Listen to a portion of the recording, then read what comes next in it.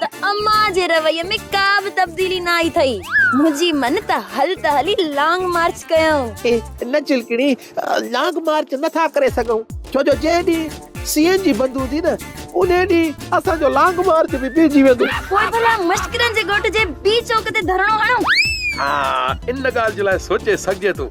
बस रुगो अनु लहे त धरणो हणूं था।